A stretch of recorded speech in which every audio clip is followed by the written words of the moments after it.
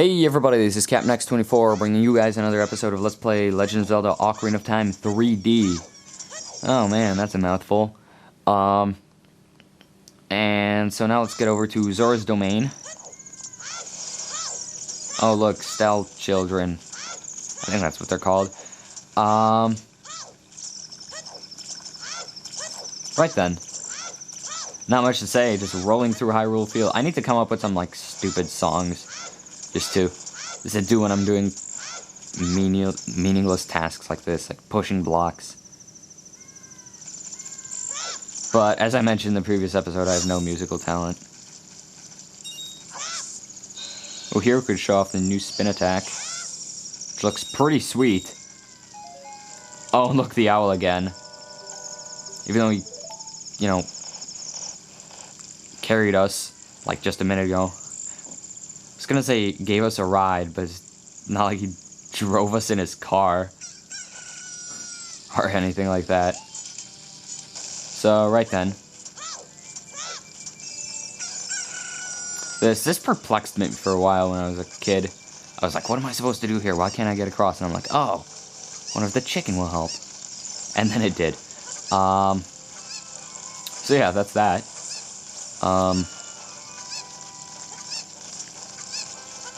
Yeah, I'm carrying a chicken. I'm pretty much awesome. Oh, sweet, I made it. I haven't done that in a long time. Might as well go for the piece of heart while I'm at it. Maybe I can even get 2 extra heart Yeah, okay, chicken. 2 extra heart containers on this playthrough. Because normally I just get 1. Because there's a few pieces of heart on the way that a lot of them I don't get. Like the previous one that we got the end of the last episode, normally you don't get that. That one normally you don't get. There'll be a 4th one coming up soon that we can get right after the 3rd dungeon. There's one in the ice cavern that's really not too far out of our way. There's one like outside of that. I don't know if there are 2 others. 2 notable others. I think there must have been 1. But I want to do it again.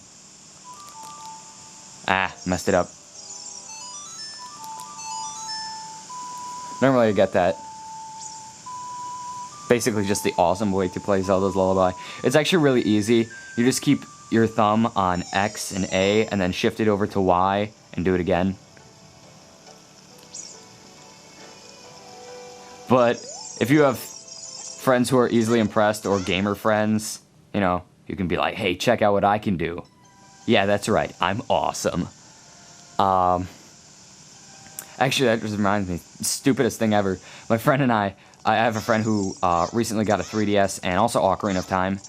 And we basically had a race to see who could play Zelda's Lullaby fastest. Needless to say, I won. But here we are in Zora's Domain. I always like the music here. It's pretty relaxing. Actually, I've liked the entire area. Maybe I'll make an episode near the end where we literally just walk through places and enjoy the sights and listen to the music. Because I'm basically cruising through the game right now. But I understand sometimes people like to take a more detailed, nicer look. More relaxed kind of look. But anyway, I noticed, by the way, half of the comments I've gotten are from people who are like, yeah, I don't even have this game, but I'm watching this anyway, or like, I want this game. You know, but you know, people who don't even like have the game, just watching this just because. Anyway, this is like the other instance where we need money. I think this is the last instance, the second and last instance where you actually have to have money. I'm possibly forgetting one, but anyway, we actually made profit from that, 5 rupees, which is kind of funny. If you ever want to make some really easy money, that minigame is a good way. But right then, that's a little beside the point. Ooh, wow, I almost fell off the edge there.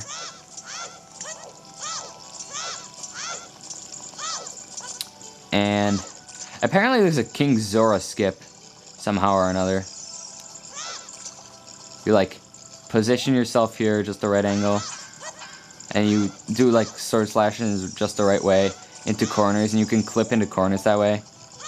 Basically like the big name Zelda speedrunners have more or less broken the game They found so many glitches, it's hilarious. In fact, 2 of them got the game before its release. So they were finding Oh, wow, that was nice. They were finding glitches before the game was even out, which is hilarious. And they even patched a few big glitches, or so they thought. As I mentioned in an episode, they got rid of infinite sword glitch. What am I doing? They got rid of the infinite sword glitch, but other stuff's still possible. And then new stuff was discovered. Like when we get to later in the game, near the ice cavern, I can show off something cool that's actually really easy to pull off. Right then.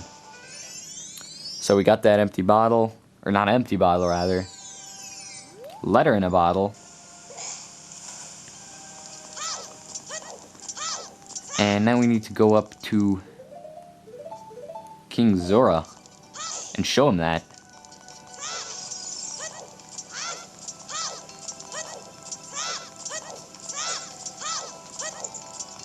Rolling up the stairs, rolling up the stairs. Okay. Right, so she's in Jabu Jabu. Yeah, okay. And this has also always amused me. Where he just moves at the slowest rate possible and makes a hilarious sound.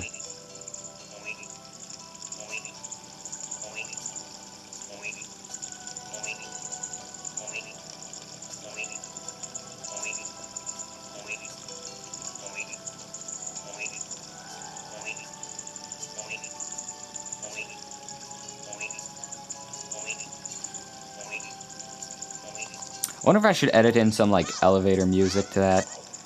But anyway, first what we want to do is jump down here. Fall damage. That's a shame. Fishies! Oh, wow, nice, I missed. And again? Oh, wow. I'm dumb. Yeah, fishy! We'll need that. Because Jabu Jabu will be hungry. Which is actually hilarious, because Jabu Jabu is massive, and this is a tiny fish. Rolling up the stairs, rolling up a ramp, rolling up a ramp, rolling through the water, rolling through the water, gonna see a big fish, gonna feed him a little fish. Okay, I'll stop.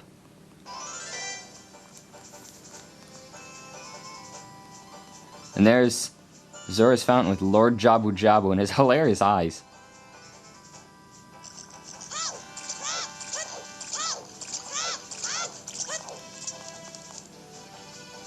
And an offering of a little fishy.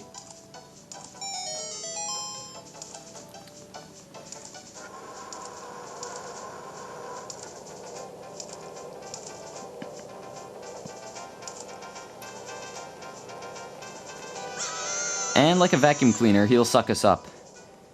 We're only like 8 minutes into the episode, but I don't know how long the dungeon will take us. I'm gonna keep recording with this clip, but I might have to end the episode early, or maybe I'll split it at a later moment. It depends. That I probably shouldn't have moved forward. Oh, nice! The rocks hit each other. Ah, stupid Octoroks. That's what you get.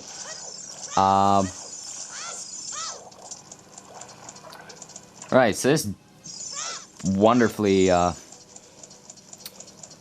nice looking dungeon is inside of Lord Jabu Jabu. I mean, I have to commend them for the attention to detail, but I also have to be slightly grossed out by the attention to detail. And here's Princess Ruto. This is another one of those characters that I think they could have done a little better job in the character model. Maybe that's just because Ruto is a kind of an ugly character. Maybe that's just me, but you know. Anyway, we gotta follow her, pick her up. Picking up some chicks, you know?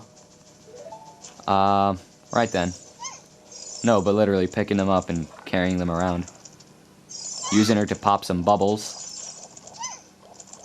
Ruto acts as a surprisingly effective weapon. In fact, I think there's a switch or something up here you're supposed to hit. Oh wait, no, that's like the next room. But I think you can hit it with her head, which is kind of funny. Toss her up there. Step on this. Swim through this nice looking water, I hope. I like to think that's water. I never really put thought into it before, but now that I think about it, that's probably not water. Right, but there's the switch. I think you can... Oh, sweet, you can hit it with her head. It's kind of funny because she's kind of an annoying character. She's like, fine, I'll let you carry me. Like, oh, you're doing me a favor, you know?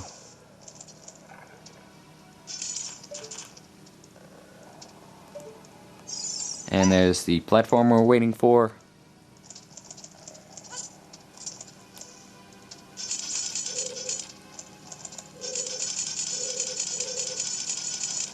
Right, just playing around with the shield then. And here we are here. Back in this room.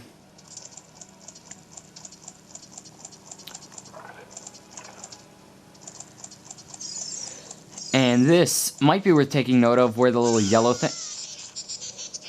Hey, at least Ruto killed the thing. Where the yellow thing is, tentacle, I guess. Electrified tentacle. Oh wow, that's nice. But yeah, it's in that hole. That'll be important to know in a bit. I always... Wrong way. I'd always find myself forgetting which hole I'm supposed to drop down through later. And then I saw that. I'm like, oh, I'll just remember it's the one the tentacle's through. Because that's got to be important, you know? Otherwise, they wouldn't block it off. Is this the... Oh, this is this room.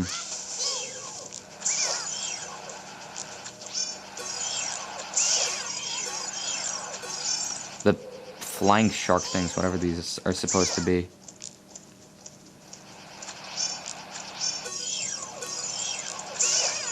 Nice. I'm running a little low on Deku nuts, and while that definitely will not be a problem later on, right now, it sort of is. And big chest. Right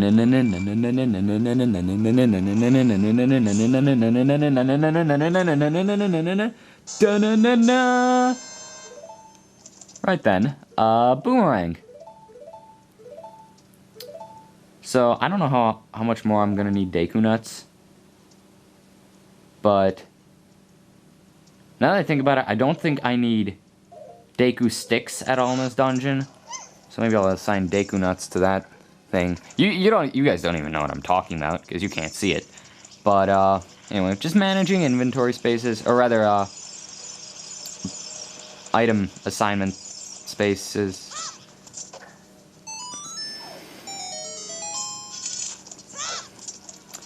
Anyway, this room, we get to fight this wonderful enemy. Oh, I guess I got closer than I would have liked. I imagine that's closer than anyone would like, though.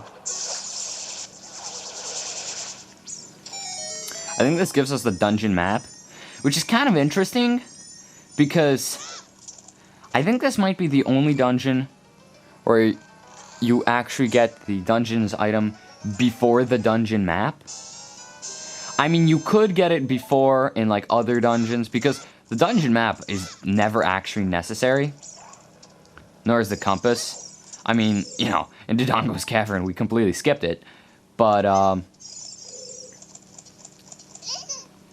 it's just interesting, because usually that's the first big chest you'll find is the dungeon map, then the compass, and then the dungeon item. Oh, it's this room. Apparently there's, like, a time limit for popping these bubbles. I've never learned what happens if you don't pop them in time. I don't know, I imagine you just die or something. It's like, oh, you failed, I'm sorry, you're stupid. It didn't pop the bubbles. Which is, you know, it's really easy to do. I mean, maybe the first time you're like, oh, bubbles, what is this? Oh, time limit, oh crap, and you start panicking and maybe mess up, but it's really easy to do. So, And there's the compass. Right then. So, on our way. Actually, we didn't need to do that room at all. Avoid these. They gave me a lot of trouble in my stream. Well, not a lot, but they gave me a bit of trouble. Enough to be, like, mention-worthy, I guess.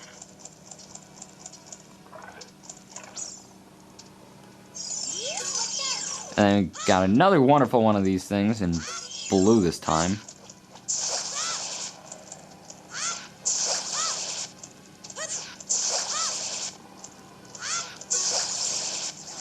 Basically, as soon as it starts coming lower, just approach it pretty close. And as soon as it starts coming lower, throw your boomerang again. And there you go, you're set. When you think about it, that room was kind of unnecessary. Like, there's really not a ton of purpose for that. Like, they could have just had the red tentacle be blocking this one rather than the blue tentacle. Like, also that, but I don't know. I guess they only wanted them to block, like, one room each. I don't know. Whatever. But then they could have had this give you the compass. I don't believe it gives you any form of item or chest. No, the compass isn't saying it gives me anything, so... You know, whatever. Not like it's a big deal. Killing these tentacle things is actually a little bit amusing. There we go, cruising right along. This is what I like. This is progress. And that was the yellow one that I said would be worthwhile to remember. That it blocks off this hole. I'd hate it because I'd always mess it up like twice. I'd be like, is it this hole? Yeah, it's definitely this hole. I remember now. And I go down the hole and be like, oh right, I remembered that hole because I'm supposed to remember that it's not the one to go in. And there's the Zora Sapphire, which happens to be exactly what we need. And somehow is also in this really obscure spot of Jabu Jabu. Like if he ate it, how did it get there? I mean, it just appeared inside this room, like, magically like that. Oh, how inconvenient. I would have never predicted that.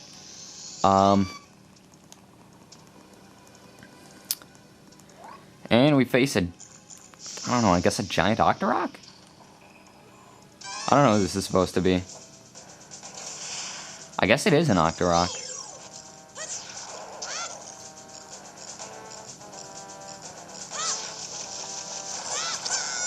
I always have crummy luck on this. Actually,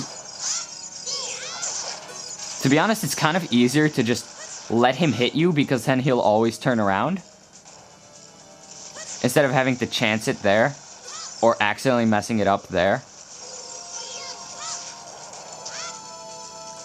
I don't know if it wants me to like roll the other way around, but I'm just not going to do that. You know, no, I'm going to let it hit me.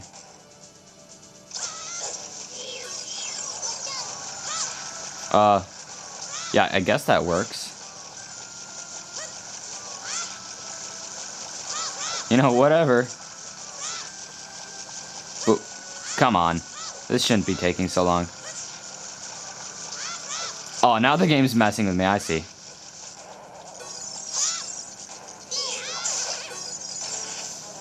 That is actually all it takes. I think it takes 3 normal hits, or maybe 4. But with 2 jump slashes, it's over. It's done. Oh, nice, hearts. That actually even makes up for the damage we took. Good stuff. I think there's a fairy in one of these jars. Not that I'll need it. Might as well grab it in case. You never know. But I shouldn't need it. Really, I shouldn't.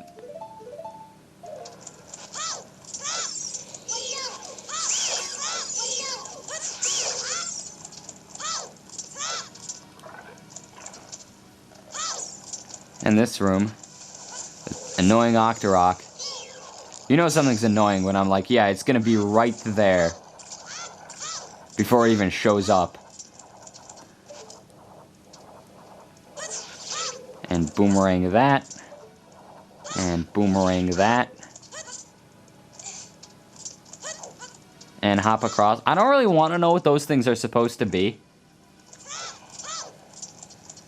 Yeah, actually, that's all there is to say about that. And here we are here. I wonder if this might just end up being one slightly extended episode. Because I don't know if YouTube even has a limit for me anymore. Because I know it lets me go longer than 15 minutes now. I don't know if there's a size limit anymore. If there was, I imagine it would be either 1 or 2 gigabytes. 20 minutes is like 800 megabytes at like standard definition. So, right, get rid of those things. And climb up, and there's a golden Skulltula in the room, but I don't care. Because I'm not getting golden Skulltulas. Let's run through. And there we go, hit that. The boomerang. Surprise jellyfish.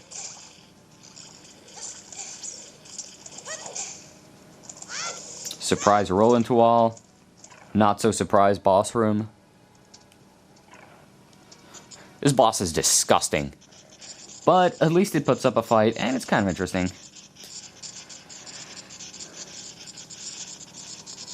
So, right then, here's, Aide.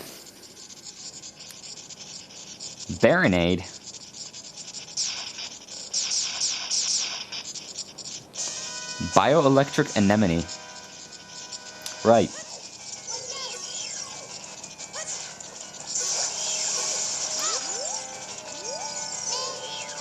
The fight's really easy to figure out.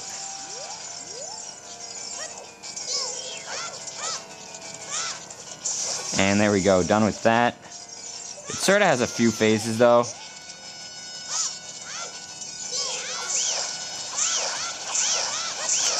I'm just gonna slash it however I feel like. Is this where it uses the jellyfish as a shield, which is kind of cool. I think the jellyfish are called Bari. So, I don't know, I imagine it's probably like Latin or something. Maybe Greek for something relating to jellyfish or electricity. Oh wow, that's cool.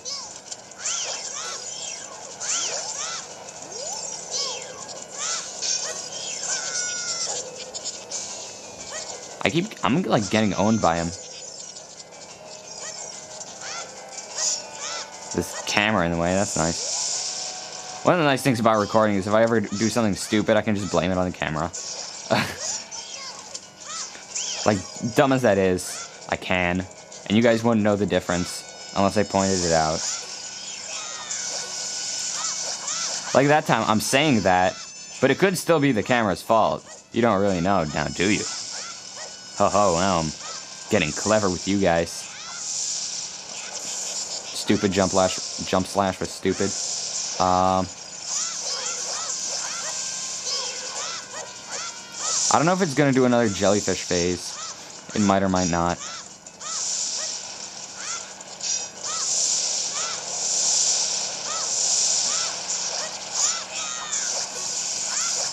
Nope, guess not.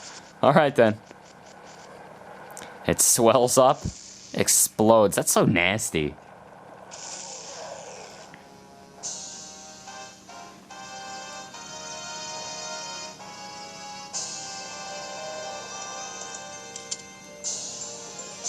And heart container.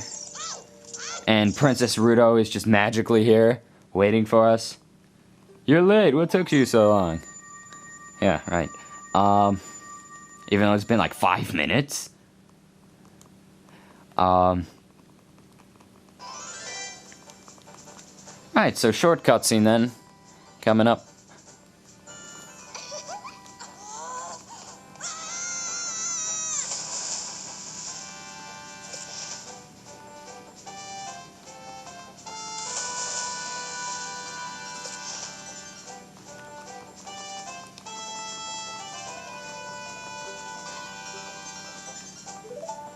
And she's going to give it to us Apparently, she's going to intend it as a, sort of an engagement ring or something or other.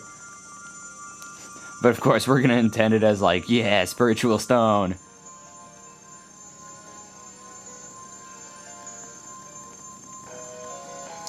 And there we go, Zora Sapphire. Third spiritual stone, easy as that. Again, another really quick dungeon. I promise though, the rest of the dungeons are not gonna be so quick. Like, they're gonna actually take a while. I did a little bit of timing on the next dungeon. I think it took me... It was either 20 or 30 minutes. And same with the one after that. That took me maybe like 30 minutes. So, yeah, it definitely gets more complex. But it's nice that the game has like such a difficulty curve like that. And then, but after a while, like, I personally find the Shadow Temple and the Spirit Temple to actually be pretty easy. Of course, the Water Temple is confusing.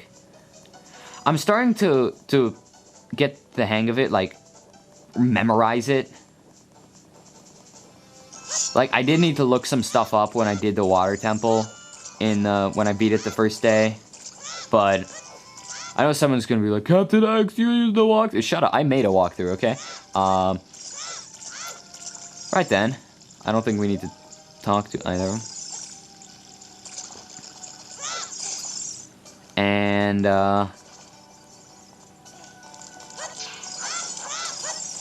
right, now we need to... Well, I guess, if you like this video, please rate, comment, subscribe, send this to your friends, and I will see you guys next time with another episode. Bye, guys.